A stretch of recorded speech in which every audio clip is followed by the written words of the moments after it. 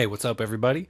In this episode, we're going to talk a little bit about dynamic filtering, some basic principles, how to set it up, and some editing. So, here's an example of a remix that I've been working on lately, and I'm going to recreate what I just did to this drum bus and synthesizer with the low pass filtering in the second verse of this mix. So, I'll just dive right in. I'm going to open up the channel strip to the drums and I'm going to install the filter Steinberg Tonic. It's right in the menu. I'm going to recreate what I did, so I'll just turn this other filter off. It's on my other screen. So right away this pops up. There's a couple different settings, but I'm just going to use it as a pure low pass filter right now. Okay, so I want to turn the resonance all the way down, turn this overdrive down, and turn the mix all the way up so that we can hear what we're doing. So I'm going to solo this bus and let's take a listen right at that breakdown of the drums without any filtering on them.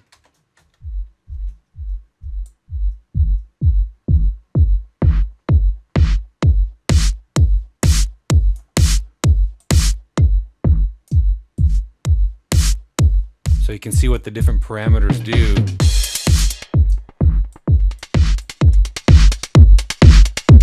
It's kind of a distortion overdrive. Okay, so I'm gonna go back and I'll set my locator one bar before, and I'm just gonna drag this with the right button down. And I want to start, well, let's first listen to how low do I want it to be when the beat drops. I want that next door, party next door, standing outside the club, on the street type of level of filtering there.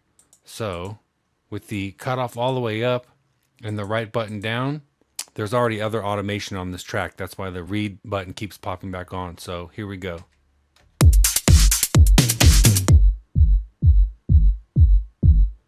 And I'm just manually sweeping this up with the mouse. I can also assign a knob from my MIDI controller to it. I'll show you how to do that in a minute. Okay, so let's play that back and see if it wrote our automation.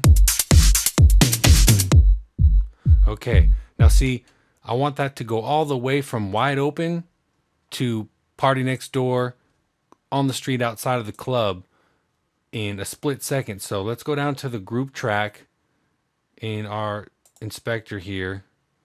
And this is our drum bus. And I've already got some automation here, the other filter, frequency and resonance. So let me open up another lane here, and lo and behold, there's the automation that we just wrote. Okay, so we can graphically go in and be way faster with the mouse. And I'm going to move these points over to the downbeat. I think there's more than one here. Turn quantize off. I think I'm grabbing. See, when there's another piece of data, it will only let you move the one closest to what you're trying to do. So we're going to go from wide open to all the way down. Well, not all the way. We're going to go to right about there. Let me zoom in just a little more. Do a lot of zooming on Cubase.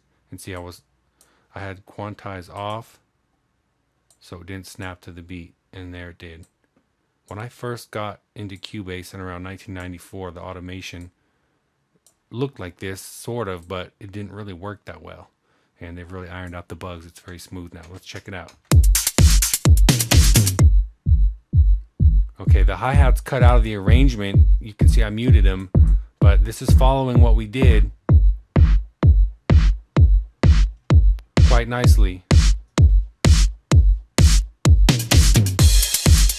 So sometimes you want to check with different filters. Even while it's open, you may want to just bypass it, because even with software gear, if you can use the word gear, it can change the sound just passing through it.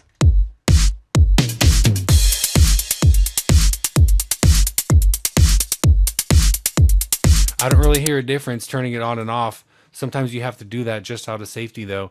This is a nice little filter that comes with Cubase.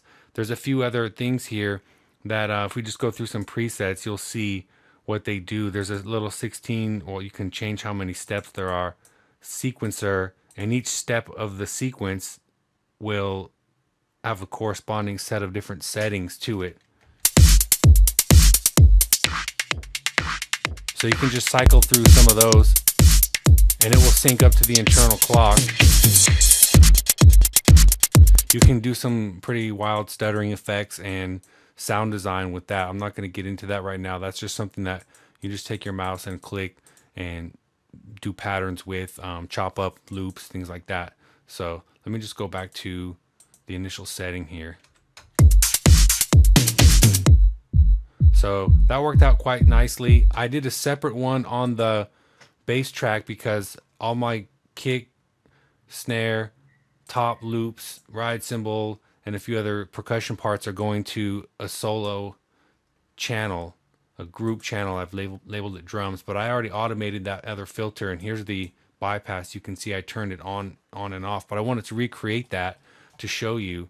So I'm just going to turn that off and use the other filter, and we'll play it back with the lyrics and see just kind of what it does to this mix. I was working as a waitress in a cocktail bar. That much is true. But even then I knew I'd find a much better place, either with or without you.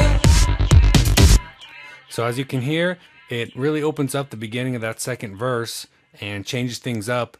I like progressive house, but I like things to happen. I like action. I like busy.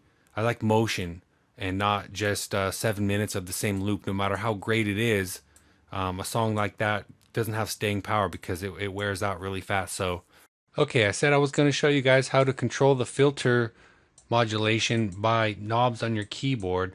So I'm going to do that here, but I had to open another beat because the webcam, which I'm going to try to use on this, doesn't like 44K. So I'm going to go back into here and I'm going to go into the filter menu.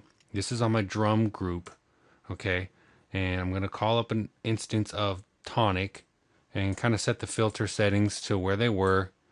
And now I'm going to create over here, I try to keep MIDI tracks together. I'm going to add a MIDI track, and because I already had this selected, I think it defaulted the destination to that plugin. That's pretty smart on Cubase's part. So I'm going to call this drum filter, and then I'm going to open up the quick control. See, this knob on my keyboard is already defaulting to the cutoff MIDI control message, and this one over here isn't doing anything. This eye lights up when you're receiving MIDI data. So since we don't know offhand the MIDI number, and it's not even in the Steinberg manual, we're going to go over here into this first of our 8 slots, and we're going to click on it, and it's going to show Tonic and all the parameters in there. This is really cool. It's the quick control feature in the inspector, and I'm going to select resonance so that this level could be controlled here. We could actually take our mouse and write the resonance control, which, you know, we could do it here too, but we want to do it with a knob. So next we're going to go into device setup, and here's all your audio card. Usually you're dealing with this type of thing. You can see I have the RME Fireface as my audio card, but we're going to go into this quick controls menu here, select quick control number 1 because this is the slot that it's in, the first one, and we're going to click the learn button and move this knob around. And now you see as I move this knob, the value changes here. So we're going to apply that, hit OK, and as you see when I turn this knob, it controls the cutoff, and this is the resonance. You should be able to do this on any keyboard that you have because MIDI spec is the same. You should be able to do this on a Yamaha PSL 5000 or whatever, Casio, anything that transmits MIDI and has knobs or any controllers, you should be able to do that. So let's see what happens here.